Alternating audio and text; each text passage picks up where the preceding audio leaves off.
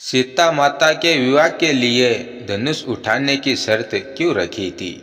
क्या आपको पता है महाराज जनक ने सीता माता के विवाह के लिए वर चुनने की शर्त ये क्यों रखी थी कि वही पुरुष सीता माता से विवाह कर सकता है जो शिव धनुष उठा सके। असल में सीता माता जब बहुत छोटी सी थी, जब खेल खेल में सीता माता ने उस धनुष को अपने हाथों में उठा लिया था।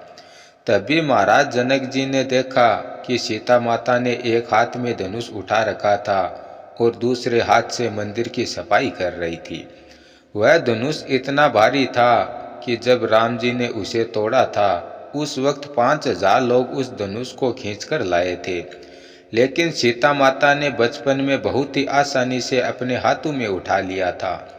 और जब महाराज जनक जी ने पूछा कि यह आपने कैसे किया, तो माता सीता बोली, यह तो बहुत हल्का है, देखिए मैंने इसे एक हाथ से ही उठा लिया। वह धनुष वो था जो शिवजी का धनुष हुआ करता था।